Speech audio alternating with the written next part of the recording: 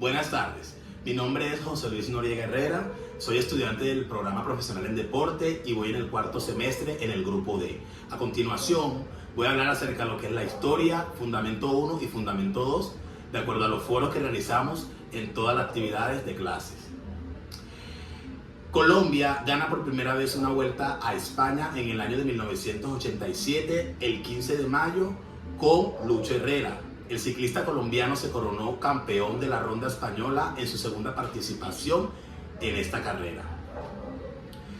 Por otra parte, el primer ciclista colombiano en ser líder del Tour de Francia fue Víctor Hugo Peña en el año de 2003, ocurrido entre el 5 y el 27 de julio, con el equipo US Portal, tras la cuarta etapa de esta edición. El ciclismo en Colombia nace con la Vuelta a Colombia, consolidando el ciclismo como deporte nacional en el año de 1951.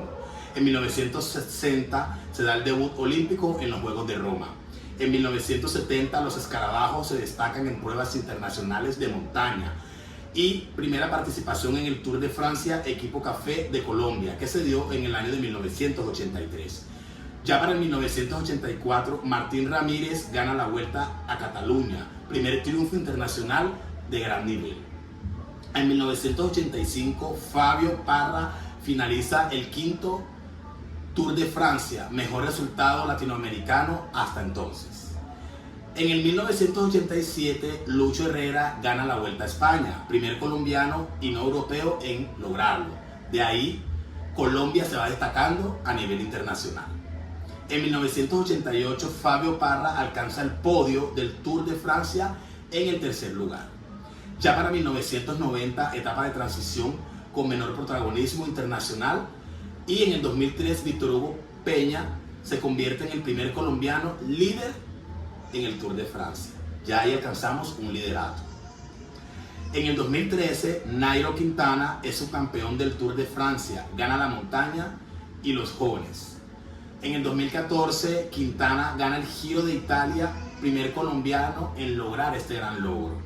En el 2016, Quintana gana la Vuelta a España, segundo título colombiano en esta carrera.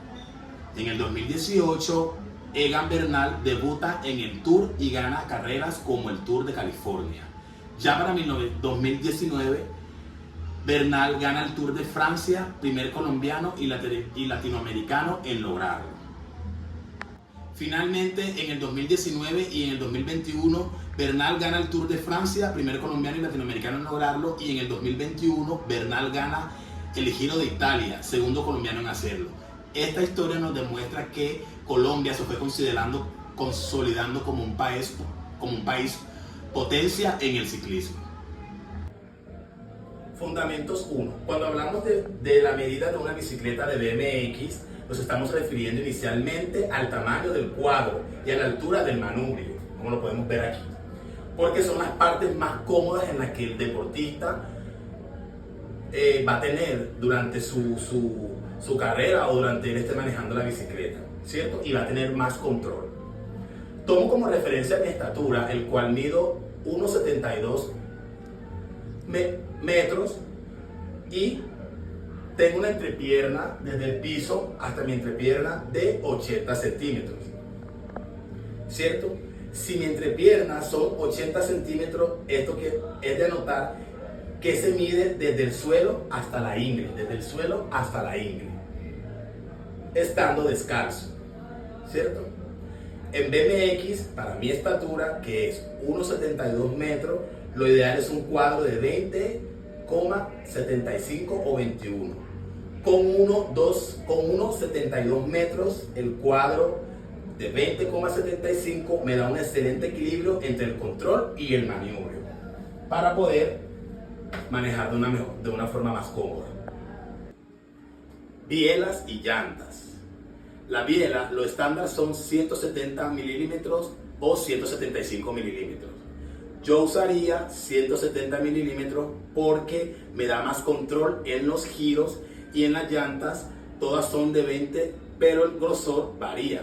Usaría 2,35 delante más agarre y 2,20 detrás para que me dé más velocidad.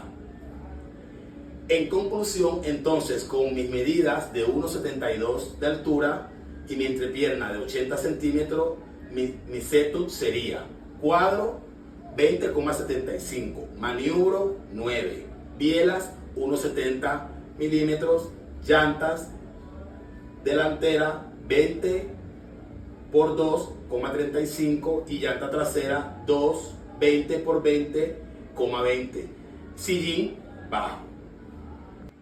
Localizar la base del pie. Me pongo los zapatos de ruta y localizo el hueso del primer metatarso situado debajo del dedo gordo y el quinto metatarso debajo de mi dedo meñique. Esos dos puntos son donde debe apoyarse el eje del pedal. Por ejemplo, con mi pie talla 40,25 centímetros. Procedo a marcar con una cinta preferiblemente gruesa los dos huesos en el zapato. Coloco la cala en el zapato de forma organizada, ¿cierto? Alineo el eje del pedal con esos huesos. Debo tener en cuenta que la cala debe quedar de manera que el centro de la cala coincida con el punto medio entre mi dedo gordo y mi dedo meñique. Esto asegura que la fuerza pase por la parte más fuerte del pie. Regular la posición hacia adelante o atrás, porque si yo llego a colocar la cala muy adelantada, tendré muy probablemente más potencia, pero más carga en las rodillas. Si la pongo más atrasada, tendré más comodidad y estaría ahorrando energía. Yo la pondría apenas atrás del metatarso para equilibrar potencia y tener más comodidad. Fundamentos 2. ¿Cómo graduar la altura de un sillín para ti? Explica cómo lo harías y cuánto te dio. Lo primero que debo hacer es graduar la altura. Me paro descalzo contra una pared. Mido mi entrepierna, que es 80 centímetros para mi medida, que yo mido 1,72, y procedo a realizar lo siguiente. Multiplico esa medida por 0,883, que es la fórmula de Lemo, ¿cierto? Esto me da un resultado de 70,64 centímetros desde el centro del eje del pedalear hasta la parte superior del sillín. Luego me siento en la bicicleta, pongo el talón en el pedal abajo y la pierna queda casi recta. Al pedalear normalmente con la planta del pie, la rodilla queda ligeramente flexionada y cómoda, obteniendo el siguiente resultado. Resultado estimado que es igual a 70,64 centímetros de altura de mi sillín. ¿Cómo graduar el retroceso del sillín para ti? Explica cómo lo harías y qué medida te dio. Inicialmente coloco la biela en posición horizontal, 3 en punto. Me siento en el sillín y dejo caer una plomada desde la rótula. Posteriormente ajusto el sillín adelante o atrás hasta que la plomada caiga junto sobre el eje del pedal. Esa posición evita sobrecargar mis rodillas y me ayuda a los deportistas a transferir mejor la fuerza y así poder estar más cómodo, obteniendo el siguiente resultado. Retroceso aproximado de 7-8 centímetros, que va desde el centro del eje de pedalear hasta la punta del sillín. ¿Cómo graduar el largo de la potencia y manubrio? Listo. Me siento en la bicicleta con las manos en las manetas. El torso o mi torso debe quedar debidamente inclinado, la espalda recta y los dos codos ligeramente flexionados, sin sentir que me estiro demasiado ni que voy muy encogido. Tomo como referencia mi altura, que como lo he dicho es 172 centímetros. Lo común es usar una potencia de entre 80 y 90 milímetros y un manillar de 30 a 42 centímetros de ancho. Esto va según la medida de mis hombros o de los hombros del deportista.